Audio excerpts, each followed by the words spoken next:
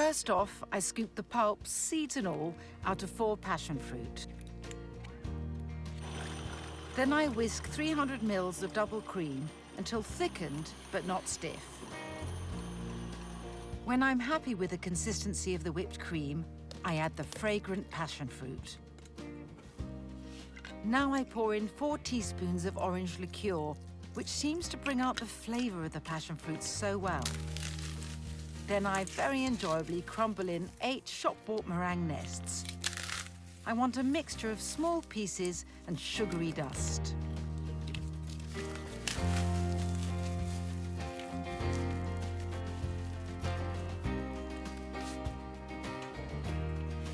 Then I gently fold everything together.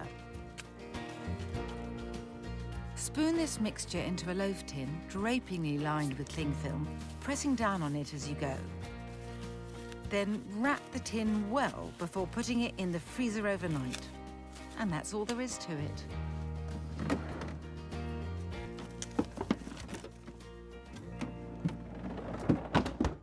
My passion fruit ice cream cake has a partner in crime, and that just happens to be a rather fabulous coconut caramel sauce. And for that, I need 50 grams of soft unsalted butter, and then 50 grams of caster sugar.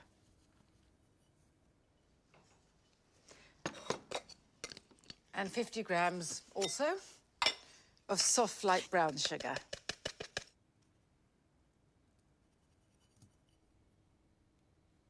And finally, about the same weight of golden syrup.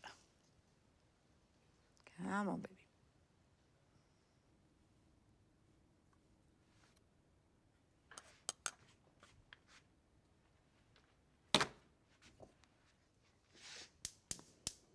Let this melt now. I'm going to give it a little swirl just to help matters along.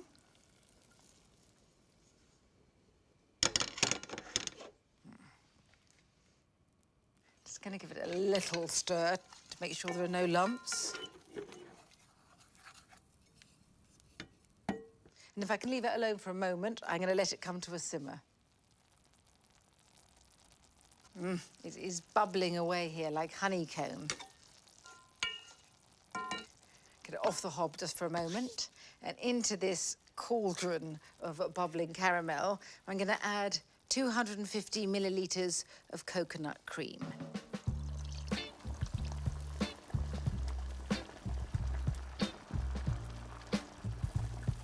Let's give it a bit of a swirl.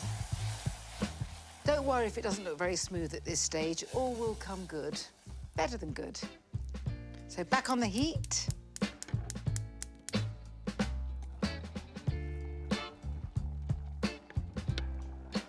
Now it's come to a bubble, and as you can see, it sort of spurts and pops like one of those dancing fountains that children just love running through and getting drenched. Once this is done, I will pour it into a jug, and then it can cool.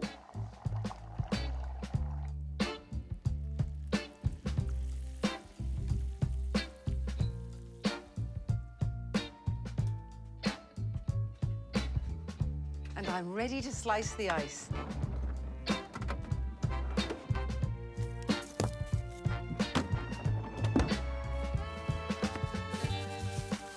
So you can see why I added this overhang. I can just lift the ice cream cake out. I normally don't go in for individual plating, but this ice cream is so dreamy and soft, and I don't want it to start melting. So I treat it as a bit of a cut and come again number. There we are.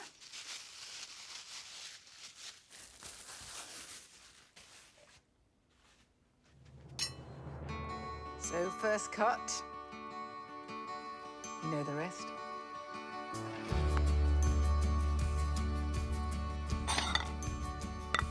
It has almost an Italian semi-freddo texture.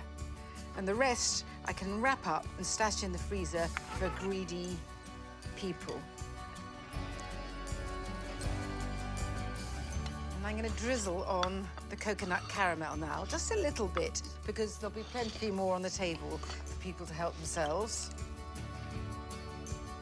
That's perfect.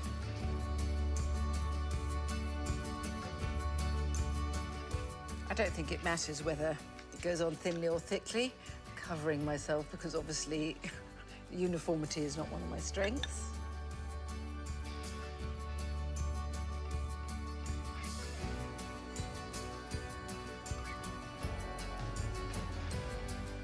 Right, they're done, and I don't need this now, so... I'm not silver service, so I can't take them all on my arm, so 2 for now, and I'll be back for the rest and my wine.